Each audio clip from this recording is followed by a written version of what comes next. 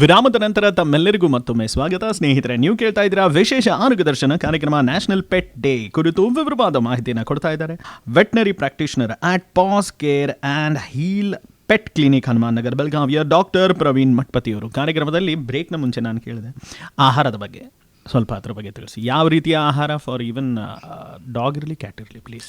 ಆಹಾರ ಅಂತ ಬಂದಾಗ ಏನಾಗ್ತದೆ, ಈಗ ರೀಸೆಂಟ್ಲಿ ಏನಾಗ್ತಾ ಇದೆ, ಫುಡ್ ಇಂಡಸ್ಟ್ರಿನೂ ತುಂಬ ಡೆವಲಪ್ ಆಗಿದೆ. ಅಂದರೆ ಕಮರ್ಷಿಯಲ್ ಫುಡ್ ಇಂಡಸ್ಟ್ರಿ, ಎಲ್ಲ ಪ್ರಾಣಿಗಳಿಗೂ ಕಮರ್ಷಿಯಲ್ ಫುಡ್, ಪ್ಯಾಕೇಜ್ಡ್ ಫುಡ್ ಹಾಕಬೇಕಂತಲೇ ಏನಿಲ್ಲ.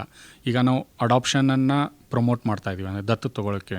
ದತ್ತು ತೊಗೊಂಡಾಗ ಈಗ ಆಲ್ಮೋಸ್ಟ್ ಮಿಡಿಲ್ ಕ್ಲಾಸ್ ಅವ್ರು ಲೋವರ್ ಮಿಡಿಲ್ ಕ್ಲಾಸ್ ಅವರೇ ಜಾಸ್ತಿ ಅಡಾಪ್ಷನ್ ಮಾಡ್ಕೊಳ್ಳೋದು.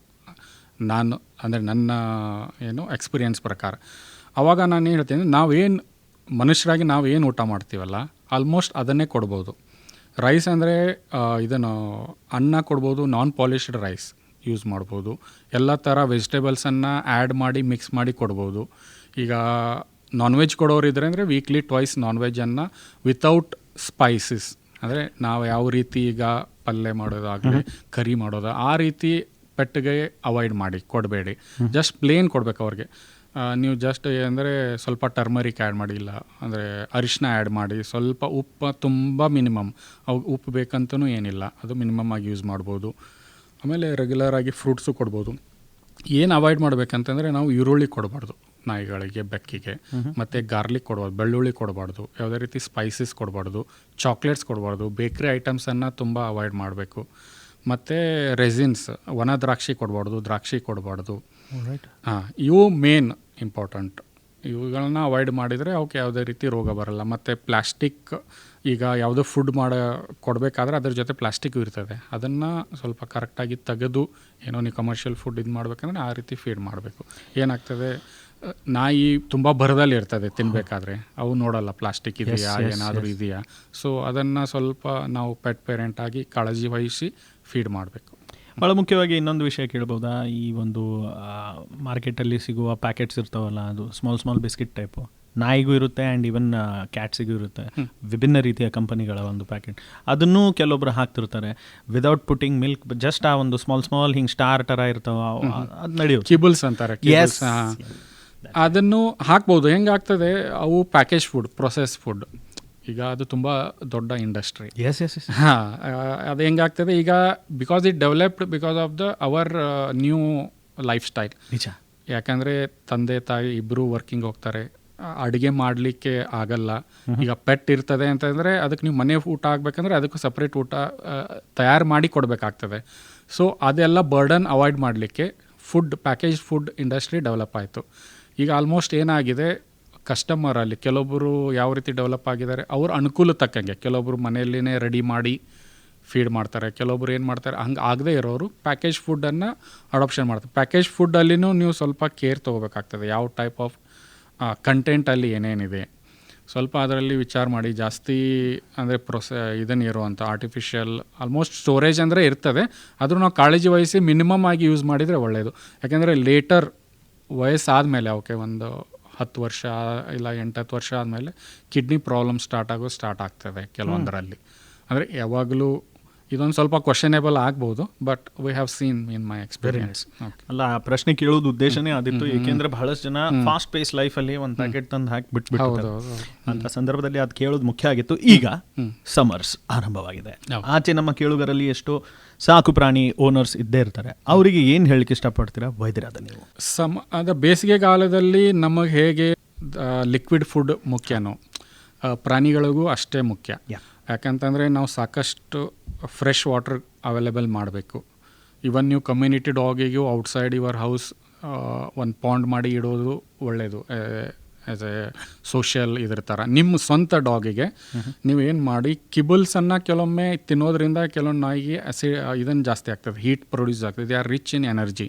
ಸೊ ಏನು ಮಾಡಿ, ಫ್ರೆಶ್ಲಿ ಪ್ರಿಪೇರ್ಡ್ ಹೋಮ್ ಫುಡ್, ಈಗ ನಾವು ಕರ್ಡ್ ರೈಸನ್ನು ಕೊಡ್ಬೋದು, ಇಲ್ಲ ಮಜ್ಜಿಗೆಯನ್ನು ಫ್ರೆಶ್ಲಿ ಮೇಡ್ ಮಜ್ಜಿಗೆಯನ್ನು ಸಹ ಕೊಡ್ಬೋದು. ಮತ್ತು ಎಲ್ಲ ಥರ ಈಗ ಸೀಸನಲ್ ಫ್ರೂಟ್ಸನ್ನು ಸಹಿತ ಅವುಗಳಿಗೆ ಕೊಡ್ಬೋದು. ಮತ್ತು ನಾನ್ ವೆಜ್ಜನ್ನು ಸ್ವಲ್ಪ ಕಡಿಮೆ ಮಾಡಬೇಕು. ಮತ್ತು ನೀವು ಟ್ರಾವೆಲ್ ಮಾಡುವಾಗ ಪೆಟ್ ಜೊತೆ ಕಾರಲ್ಲಿ ಟ್ರಾವೆಲ್ ಮಾಡ್ತಾ ಇದ್ದರೆ ನೀವು ಎಲ್ಲೋ ನಿಮ್ಮ ಕೆಲಸ ಬಂತು ಅಂತ ಅವುಗಳನ್ನು ಕಾರಲ್ಲಿನೇ ಲಾಕ್ ಮಾಡಿ ಹೋಗಬೇಡಿ. ವಿಂಡೋನ ಕೆಳಗಡೆ ಮಾಡಿ ಸಫಿಷಿಯೆಂಟ್ ವೆಂಟಿಲೇಷನ್ ಇದ್ದಾಗ, ಇಲ್ಲ ಮತ್ತು ಮರದ ಕೆಳಗಡೆ ಎಲ್ಲಿ ಶೇಡ್ ಇರ್ತದೆ, ಎಲ್ಲಿ ನೆರಳು ಇರ್ತದೆ ಅಲ್ಲಿ ಪಾರ್ಕ್ ಮಾಡಿ ನಿಮ್ಮ ಪೆಟ್ಟನ್ನು ಕಾರಲ್ಲಿ ಇಡ್ಬೋದು.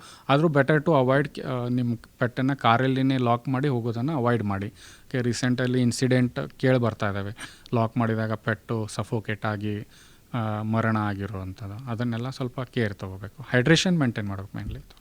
ಕಾರ್ ಬಗ್ಗೆ ಮಾತನಾಡುವಾಗ ಈಗ ಎಷ್ಟೋ ಪ್ರಾಣಿಗಳು, ಸ್ಟ್ರೀಟ್ ಡಾಗ್ಸ್ ಇರಲಿ ಕ್ಯಾಟ್ಸ್ ಇರಲಿ, ಅವರಿಗೆ ನೆರಳು ಬೇಕಾಗಿರುತ್ತೆ. ಅಂಥ ಸಂದರ್ಭದಲ್ಲಿ ಕಾರ್ ತೆಳಗೆ ಹೋಗಿರ್ತಾರೆ. ಅದ್ರ ಬಗ್ಗೆ ಇನ್ನೂ ಸ್ವಲ್ಪ. ಅಂದರೆ ಎಲ್ಲರಿಗೂ ಏನು ಮನವರಿಕೆ ಎಲ್ಲ ಕೇಳ್ಕೊಳ್ಳೋದಂದರೆ, ನಿಮ್ಮ ಕಾರು ನೀವು ಪಾರ್ಕ್ ಮಾಡಿದಾಗ ನಿಮ್ಮ ಕಮ್ಯುನಿಟಿ ಡಾಗ್, ಸ್ಟ್ರೇ ಡಾಗ್ ಅಂತೇಳಿ ಮಲಗಿರ್ತವೆ ನೆರಳಿಗೋಸ್ಕರ.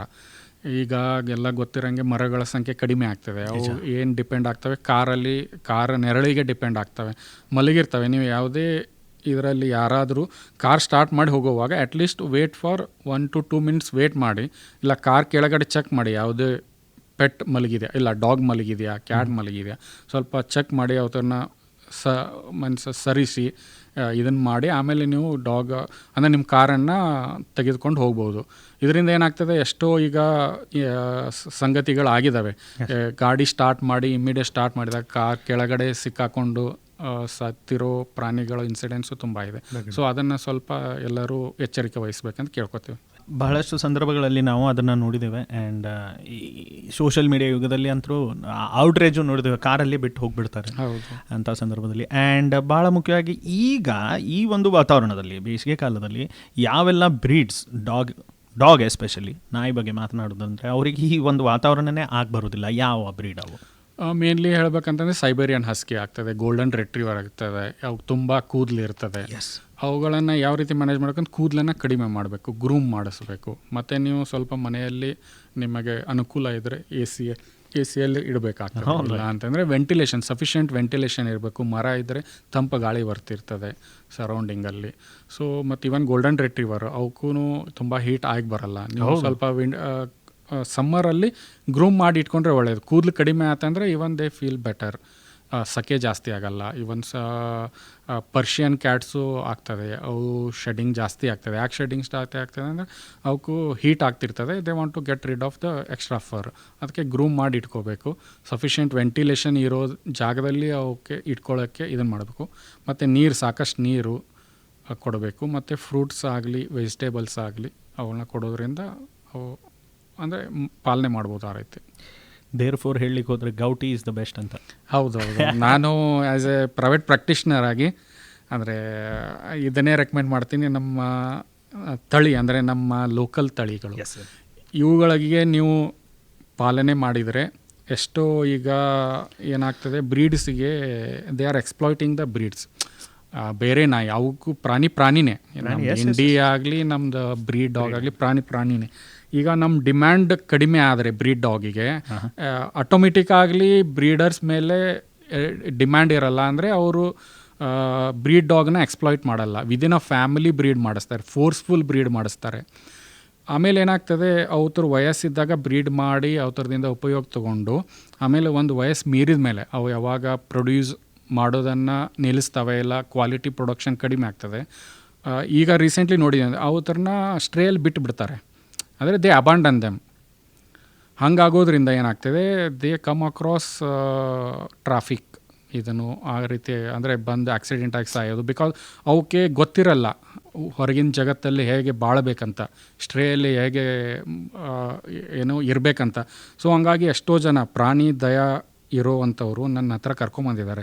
ಆ ರೀತಿ ಅಬಂಡನ್ ಆಗಿರೋ ಪೆಟ್ಟು ಭಾಳ ತುಂಬ ಕೆಟ್ಟ ಸ್ಥಿತಿಯಲ್ಲಿ ಇರ್ತವೆ, ಕರಿಯಾಗಿ ಆಹಾರ ಸಿಕ್ಕಿರಲ್ಲ.